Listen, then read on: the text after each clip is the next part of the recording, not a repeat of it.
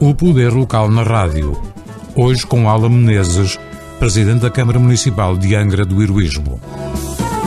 Aqui estamos para mais uma edição do Poder Local na Rádio, hoje com a presença de Ala Menezes, Presidente da Câmara Municipal de Angra do Heroísmo. Muito bom dia, Sr. Muito bom dia. Vamos começar, como habitualmente acontece, colocando aqui a pergunta que ficou da semana passada, deixada pela sua colega da Praia da Vitória. Eu deixaria-lhe aqui a questão de, tendo em conta a dimensão que o Festival Angra Jazz já alcançou, uma referência em Angra do Heroísmo, como ele vê a adesão a outros eventos culturais que serão dinamizados pela Câmara de Angra ao longo do ano. Sei que a Câmara de Angra aposta na cultura e, nesse sentido, a perceber o que está perspectivado para o próximo ano e que possa ser visto em grande como o Festival Angra Jazz. Aqui está a pergunta. Naturalmente que o ano 2023 se perspectiva como um ano importante. Esperemos que seja um ano de normalidade. Nós temos aqui em Angra um conjunto de festivais, a maior parte deles organizados por entidades terceiras, mas com um apoio decisivo da parte da Câmara, que de alguma maneira já ganharam espaço no calendário regional, nacional e internacional. Obviamente temos as São Joaninas, que são o principal evento ao longo do ano. Temos o Angra Jazz, que agora também tem vindo a ganhar força e esperemos que continue a crescer. Este ano foi a edição número 23, portanto vamos a caminho de um quarto de século de funcionamento deste festival e com excelentes resultados. Temos um outro festival que este ano correu menos bem, aliás já falámos aqui um bocadinho dele, que tem a ver com agora chama-se Folk Azores, que era o chamado COFIT, portanto o Festival do Folclore. Este ano teve menos brilho porque desapareceu da rua e as coisas não correram exatamente como nós gostaríamos, mas esperemos que se ganhe energia e que no ano que vem se volte a reganhar a dinâmica e o brilho que ele merece.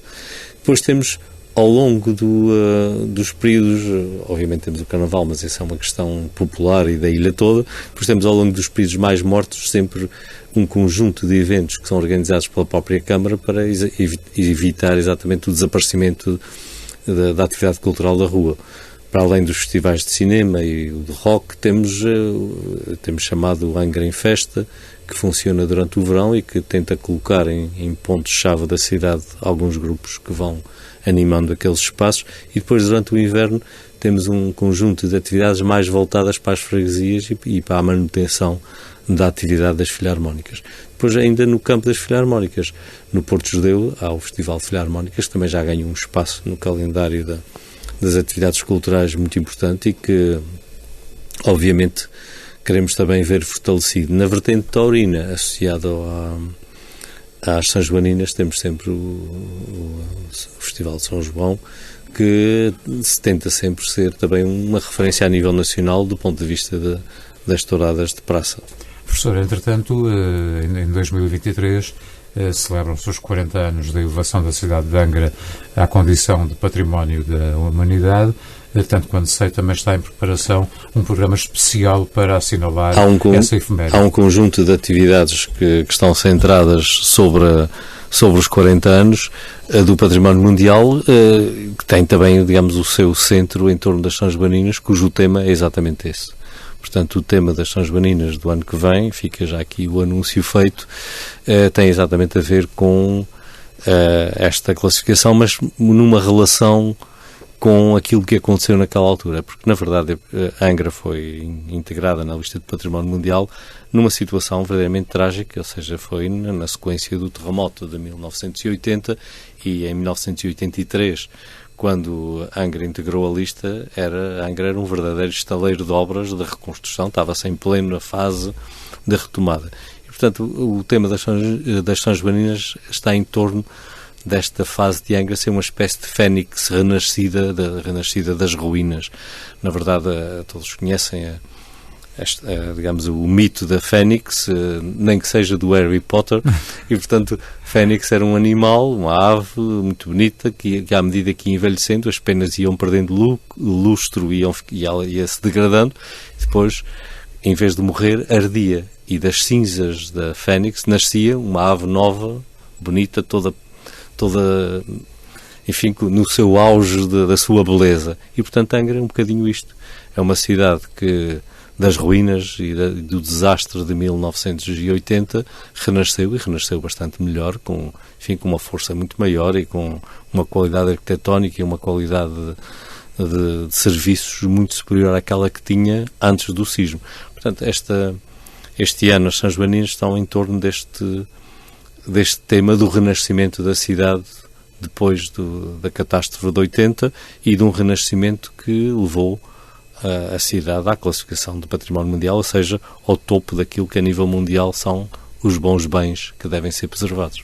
Por estes dias verifiquei que a Câmara tem prevista uma exposição alusiva à travessia do Atlântico Sul pelo Gago Coutinho e pelo Sacadura Cabral, mas não é exatamente por isso. A circunstância é que ela vai ter lugar no Centro Interpretativo. Se bem me recordo, o Centro Interpretativo é aquele edifício novo. Novo, exatamente. Esta está a começar a ter... Esta será a primeira atividade que ali se vai realizar. Não é ainda uma inauguração, porque, para uma inauguração mais formal, há questões de equipamento que ainda não estão devidamente resolvidas, mas é uma primeira abordagem ao edifício, será a primeira atividade cultural que ali se realiza e esperamos que seja a primeira de muitas, ou seja, nós vamos passar agora regularmente também a utilizar aquele edifício para fins culturais. Portanto, estamos a aliar, a celebração deste centenário, que na altura teve grande repercussão local. Aliás, basta ver que nós ainda hoje, passados 100 anos, ainda temos a fanfarra operária, Gago Coutinho e Sacadura Cabral, exatamente vinda desses tempos, e portanto nós estamos a aproveitar este momento e esta celebração para abrir um novo espaço à cidade. Este espaço, quando é que estará totalmente funcional? Pensa que durante este ano isso irá acontecer? Não, este espaço ainda falta muito para estar totalmente funcional. É uma questão que tem a ver também com a boa execução das finanças municipais. É um espaço que até agora ainda não foi cofinanciado. Teríamos direito a isso, mas as coisas ainda não se resolveram, apesar de andarmos com esta questão há anos. E é um espaço em que ainda falta investir 1 milhão e tanto de euros em equipamentos. É um investimento que nós está planeado, está pronto, mas só o faremos quando o novo quadro comunitário abrir, de forma que possamos ter 85% desse dinheiro reembolsado, porque realmente é uma despesa excessiva, sem qualquer forma de reembolso. Portanto, estamos aqui à espera da oportunidade. Infelizmente, esta oportunidade tem vindo a tardar, já que tem havido sucessivos atrasos na entrada em funcionamento do novo quadro comunitário. Por esta semana, bem pode dizer-se que tudo o vento levou.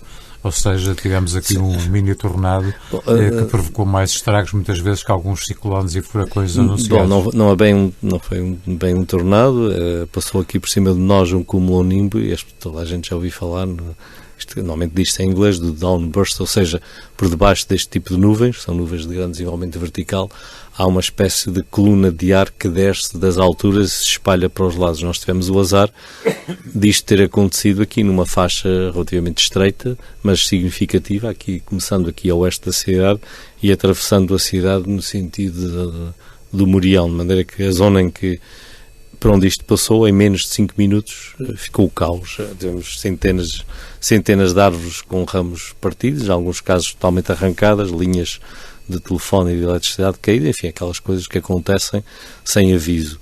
Os problemas principais para a Câmara tiveram essencialmente ali no centro. O jardim ficou um caos, de facto aquilo passou mesmo por cima do jardim e aquelas árvores perderam ramagens e portanto o jardim ficou cheio de lenha e foi preciso, ainda está a decorrer uma operação de limpeza e de reposição do jardim. No Bailão também aconteceram imensos problemas, porque as árvores que lá estão perderam ramos para cima dos carros que estavam estacionados e, portanto, houve um conjunto de pessoas que ficaram com prejuízos, em alguns casos, relativamente gravosos. Aconteceu de tudo, desde o para-brisas partido até a molga delas, enfim, o que é normal quando caem árvores.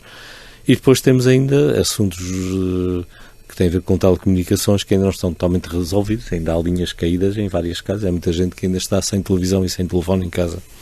Portanto, há aqui um conjunto de problemas que resultaram desta passagem, desta nuvem aqui por cima de nós. A Câmara tem um relacionamento naturalmente direto com a população, mas tem também um relacionamento com as freguesias e, através delas, naturalmente, também com a população. Normalmente, a Câmara de Angra tem tido a preocupação de manter um fluxo de transferência financeira para as freguesias, chegados praticamente ao final do ano, pergunto-lhe se este ano foi diferente dos outros ou se houve até um reforço dessas transferências. Em todos os anos tem havido sempre, dentro das possibilidades da Câmara, um crescimento das transferências e nós já estamos na fase... Nós estamos já na fase final de elaboração do orçamento para 2023, em que, mais uma vez, vamos fazer um sensível reforço, cerca de 13, 14% das transferências para as freguesias. Isto porque as freguesias e a sua atividade acaba por ser uma forma muito eficaz de utilização dos dinheiros públicos, porque são normalmente pequenas obras, mas são obras que são significativas e importantes para cada uma das freguesias e normalmente as freguesias conseguem fazer esta aplicação do dinheiro com grande eficiência. Ou seja, €1 gasto pelas freguesias vale mais do que €1 gasto pela Câmara e muito mais do que €1 gasto pelo Governo, de maneira que nós tentamos sempre utilizar estes mecanismos de transferência. As coisas correram manifestamente bem este ano, embora as freguesias também tenham tido, tal qual como a Câmara e como os privados, todas as pessoas que têm obras em casa têm sentido o mesmo, tiveram também os seus problemas com atrasos e com outras irregularidades no cumprimento dos tempos. Mas ainda assim as coisas correram manifestamente bem, de tal maneira que para o ano que vem haverá um reforço nas transferências. Também o Governo Regional apresentou os documentos essenciais para o funcionamento da região, o plano e o orçamento. Pergunto-lhe se aquilo que está previsto no âmbito dos dois documentos corresponde às expectativas da autarquia. Bom, essa é uma questão que esteve em análise também numa reunião do Conselho de Ilha que aconteceu esta semana e, na verdade, todos os conselheiros, aliás, foi por unanimidade, chegou-se à conclusão que não. Que há um conjunto de questões que não estão devidamente acauteladas, embora se compreenda que, tendo a região excedido os limites de endividamento, não possa continuar a fazer grandes investimentos, com um recurso a endividamento, a verdade é que o dinheiro existente provavelmente poderia ser melhor dividido, quer entre ilhas, quer entre o orçamento corrente e o investimento. Portanto, há um conjunto de questões que, sem fazer aumentar o valor global, e aí estamos todos de acordo que ele deve ser mantido, portanto, não devemos ir para endividamento, aliás, nem podemos, portanto, isso não vai acontecer. Tínhamos a obrigação de acautelar algumas questões e, se calhar, atrasar coisas novas que não deviam entrar. Repare-se que nós temos aqui, no caso do Conselho de Angra, temos um conjunto de preocupações que não estão devidamente incluídas, apesar de todos os pedidos feitos. Eu lembro a situação da Pousada da Juventude, ali no Negrito, que está fechada há anos, e que está em rápida degradação. Ao que parece, o problema é que na entrega ao concessionário teria que haver um investimento, o investimento não foi feito e a verdade é que o investimento continua sem estar previsto.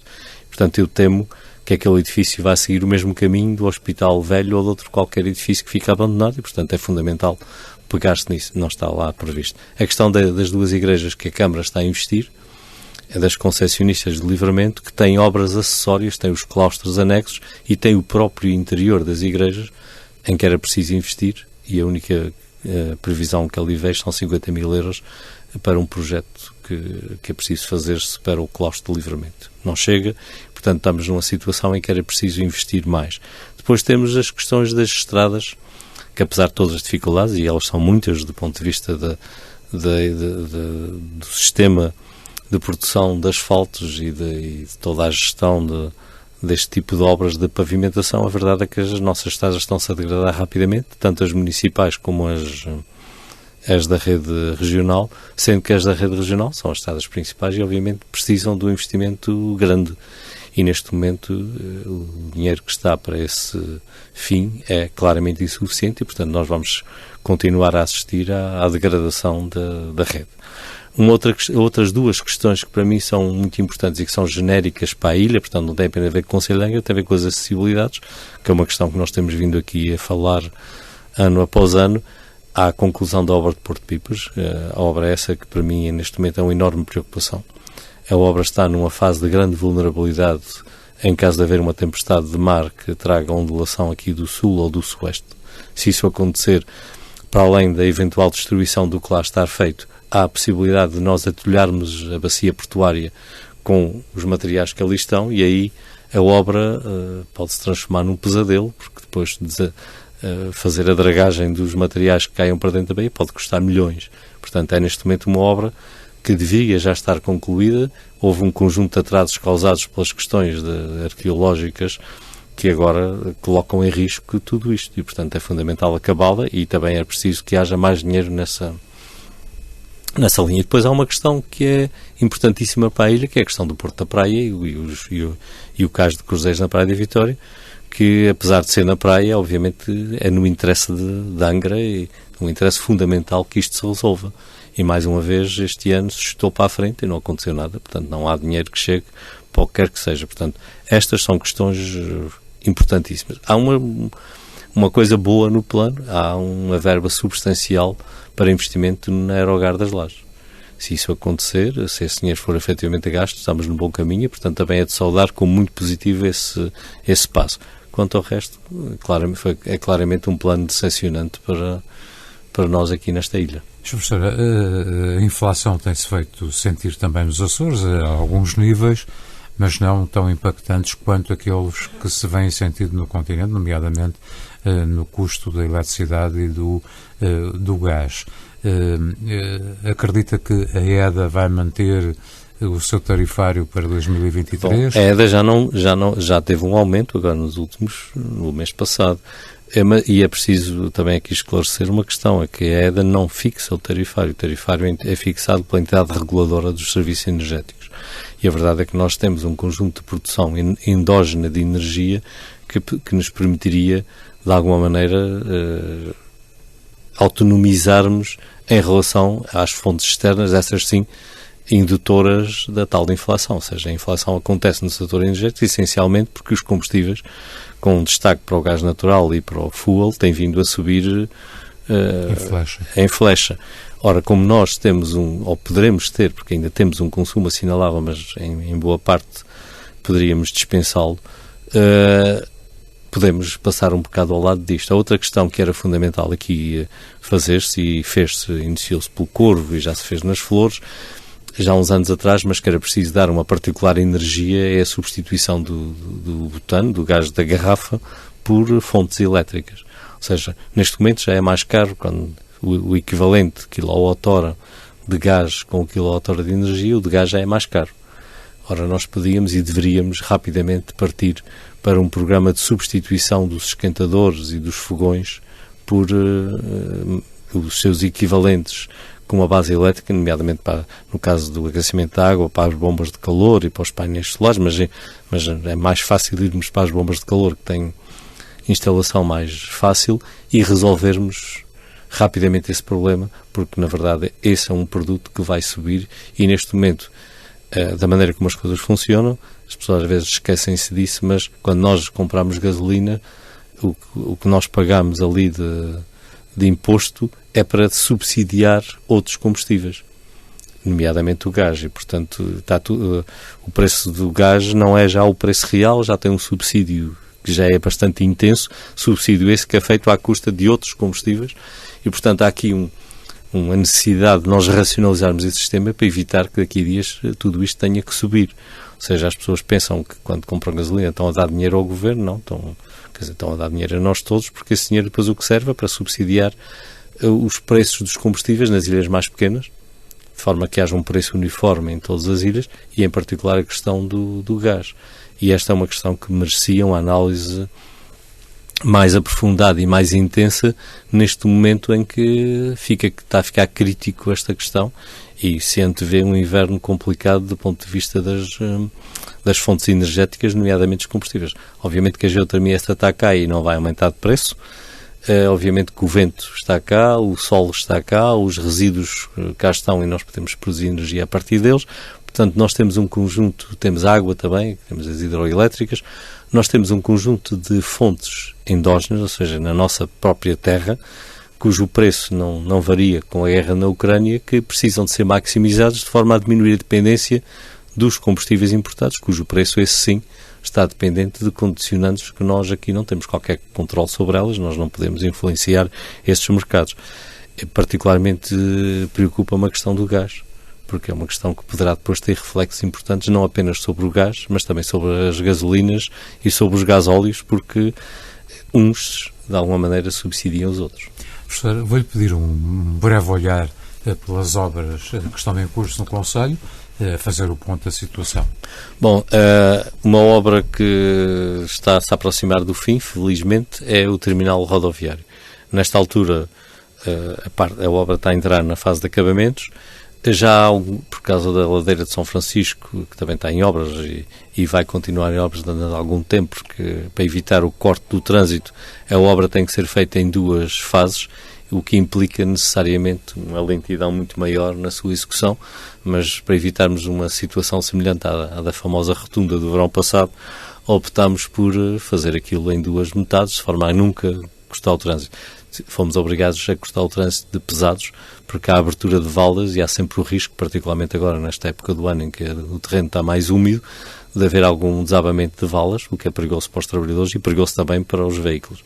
Isso levou ao desvio dos autocarros pesados da ladeira de São Francisco para fora. Mas isto é o princípio de um processo que vai ter mesmo que ter continuação e vamos ter que desviar estes autocarros de forma definitiva para o novo terminal rodoviário, que deve ficar pronto na próxima primavera. Portanto, estamos neste momento a fazer um trabalho com a EVT no sentido de estudarmos as melhores rotas de autocarros que permitam um melhor serviço e, ao mesmo tempo, preservar a cidade da passagem desses veículos pesados que têm causado grandes danos nos pavimentos e nas casas, porque aquilo é um verdadeiro tremor de terra cada vez que passa o autocarro. Portanto, estamos a trabalhar nesse sentido.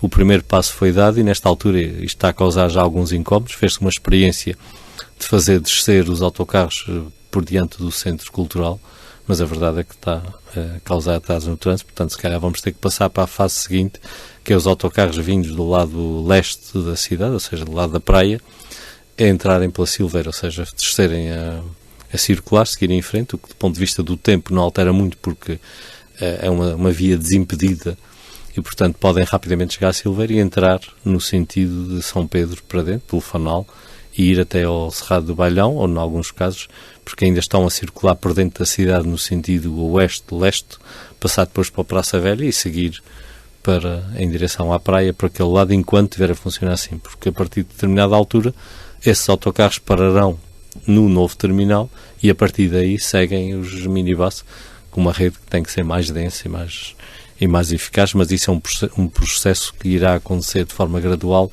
ao longo do próximo ano. Portanto, essa obra, voltando à questão das obras, está em vias de conclusão. Há agora um conjunto de intervenções que ainda vão perturbar um pouco ali a zona, que tem a ver com os acessos ao Cerrado do Bailhão. As pessoas já devem ter visto que já foi arrancado um dos passeios do lado de cima, mas é preciso fazer o mesmo do lado de baixo. Os acessos têm que ser mais alargados, de forma que os autocarros grandes possam, sem restrições, fazer a manobra. Depois há uma obra que é fundamental para melhorar a acessibilidade e a fluidez do trânsito, que é a melhoria do Alto das Covas e, portanto, criar uma situação que funcione como rotunda e que permita que quer autocarros, quer o trânsito em geral, tenha uma entrada mais lógica ali. Neste momento, quem sobe a avenida e quiser virar para São Pedro fica literalmente em contramão com o trânsito que vem a descer, o que causa grandes engulhos. Claro que nós cá estamos, já sabemos que é assim, mas vejam o que acontece com os turistas que põem as mãos à cabeça e já não sabem o que é que aconteceu ali. Portanto, é preciso resolver esse assunto e, portanto, está em curso um processo que levará a obras ali. Só que temos que fazer isto doseado, de forma a não criar também impossibilidade de entrar na cidade e, mais uma vez, temos que primeiro acabar o que estamos a fazer nas entradas do Bailhão e na ladeira de São Francisco para irmos até ali. Depois o plano implica passar da ladeira de São Francisco para a Rua do Galo, que também tem grandes deformações no pavimento e, portanto, vamos ter que fazer um processo semelhante no outro sentido. Portanto, esse é um dos trabalhos que está em curso. Uma obra que vai arrancar em breve, que está adjudicada e que está neste momento em fase de preparação, e é uma obra de grande dimensão, é a substituição da rede de águas do troço que vai da rotunda das Bicas até à Boa Hora e a repavimentação daquela via. A via está muito degradada e, além disso, é a rede mais antiga que nós temos e que tem sucessivos problemas, está sempre a arrebentar, portanto, aquelas pessoas que vivem, que são serviços para aquela zona, estão habituadas a ter sucessivas faltas de água devido a arrebentamentos, porque a rede ainda é feita fibrocimento e, portanto, tem um conjunto de problemas técnicos que são difíceis de resolver. Portanto, essa é uma obra prioritária. Outra obra que também está em vias de arrancar é a pavimentação e a substituição da rede na Canada do Rolo, na Terra-Chã, que também é uma das vias com asfalto mais antigo e que está em via. Estamos em preparação o caminho de cima, chamado caminho de cima, que liga às 12 até à Terra-Chã por cima e que tem troços bons, mas também tem troços super degradados. Está de transitabilidade difícil, portanto vamos ver se na próxima primavera-verão resolvemos esse assunto. Outra obra que também está adjudicada em vias de arrancar é o asfaltamento, a pavimentação do acesso ao Pico das Cruzinhas. Ali por trás do quartel tem ali zonas que o asfalto está completamente desfeito e, portanto, aquilo está um acesso difícil e é uma zona com cada vez mais trânsito por causa dos turistas e não só, e os locais que vão ali para o Monte Brasil. Portanto, nós vamos asfaltar essa zona, está já adjudicada, estamos à espera da oportunidade para começar a obra. Outra obra menos visível e que está em vias de começar é o arranjo da Igreja de São João Batista dentro do castelo. Também já está adjudicada, estamos à espera que a empresa inicie os seus trabalhos. As pessoas devem estar a perguntar o que é que estão a fazer ali ao lado do ténis, porque há para lá uma obra a decorrer que é difícil de entender. É uma obra relativamente pequena, mas tem a ver com a criação de um espaço que permite passear cães e pessoas, ou seja, é uma pequena pista de obstáculos que permite que as pessoas façam algum exercício físico, quem quiser ir para ali, e também quem quiser ir com cães tem um espaço que os cães podem utilizar. Portanto, é uma espécie de parque canino / parque para humanos, mas voltado para a melhoria da condição física das pessoas, para as pessoas terem um espaço de prática da atividade física. É uma obra relativamente pequena, que ficará pronta em pouco tempo e, portanto, é o que ali está a acontecer. Já várias pessoas me vieram perguntar o que é que andavam a fazer a cavar naquele cerrado. É isso que está a acontecer. Portanto, estou a falar no espaço imediatamente ao lado do campo de ténis, por detrás do estádio. Outras obras que estão a decorrer são obras em ribeiras. Nós continuamos a trabalhar aqui na zona urbana de Angra para ganhar maior segurança contra inundações.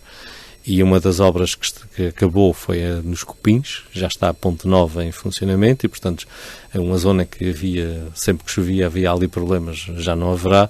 Agora esta obra prossegue para baixo em direção às traseiras do Império de São Bento, de forma também a desimpedir aquela zona, que é ali uma zona que tem um conjunto de questões críticas que precisa ser resolvida. É parte do Governo, que é o Governo Regional que está a fazer, mas faz parte da mesma sequência de obras.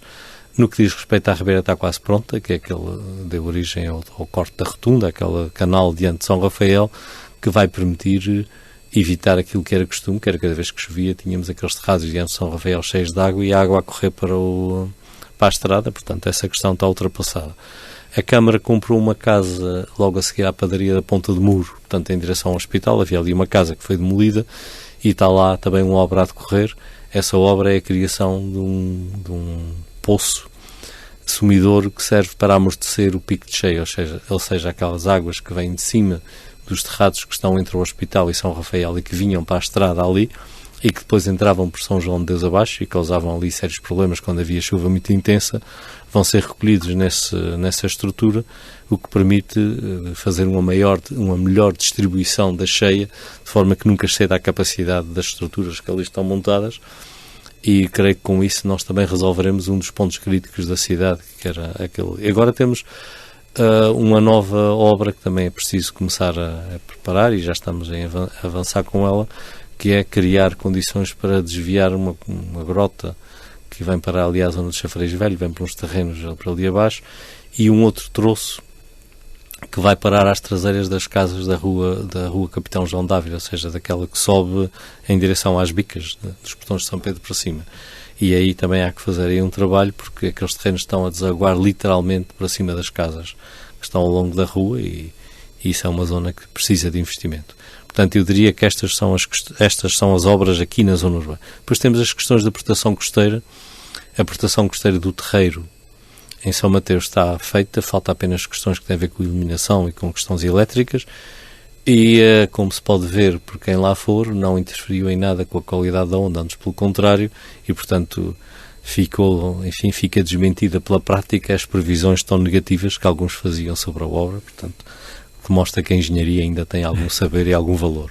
Portanto, essa obra está praticamente pronta. Agora temos um contrato que foi feito a seguir ao furacão Lourenço com o Governo Regional, que agora a Câmara já reuniu com o membro do Governo responsável pela sua execução, e estamos agora a analisar o que fazer a seguir, e que tem a ver com a proteção ao longo do litoral de São Mateus. Como sabem, houve um buraco que inopinadamente abriu lá na berma da estrada, e tem a ver com a perda de material, porque por debaixo do muro há uma abertura onde o mar entra, e portanto o mar começou a desmontar por baixo, e aquele muro está urgentemente a precisar de um reforço. E o projeto está feito, a Câmara tem o projeto feito, já o entregou ao Governo, e portanto, e o Governo porquê? Porque tem responsabilidades na proteção costeira, porque aquilo é uma via regional, portanto a estrada regional, como o nome diz, é da administração regional, e estamos a trabalhar no sentido de ver se conseguimos resolver em conjunto aquele problema, que neste momento é uma urgência, dado o estado daquela muralha que segura uma das estradas com mais trânsito nesta ilha. Há uma outra zona que também está assim, que é a Ponta Gorda, no Porto Judeu, em que também estamos a trabalhar, a ver se com o Governo chegamos a uma conclusão do que fazer. Eu já me perdi um bocadinho nas obras, mas pronto, na essência estão as grandes, as pequenas, existem dezenas delas, mas mais a nível de freguesia. Professor, para terminar, a pergunta para a resposta na próxima semana da sua colega da Praia da Vitória. Eu deixo uma pergunta que tem a ver com esta época do ano em que nós estamos a viver, que é a época do ciclo orçamental. Já tinha perguntado sobre as perspectivas, já ouvi a resposta para o orçamento do ano que vem. Agora fazia uma pergunta cuja resposta é um bocadinho complementar àquela que eu aqui dei, que é como é que ela vê a relação da proposta do orçamento regional em relação àquilo que são os investimentos da Câmara da Praia e às necessidades no Concelho da Praia e na Ilha Terceira em geral. Ou seja, uma análise da proposta do orçamento e também uma análise da proposta do orçamento de Estado, que também tem as transferências para os municípios e para as freguesias, e, portanto, como é que ela vê agora o enquadramento orçamental do município da Praia no contexto nacional e regional. Chegamos ao fim deste Poder Local na Rádio, hoje com a presença do professor Alan Menezes. Temos de novo encontro marcado 2 a 15 dias. Cá estaremos, se Deus quiser. Até lá. O Poder Local na Rádio, hoje com Alan Menezes, Presidente da Câmara Municipal de Angra do Heroísmo.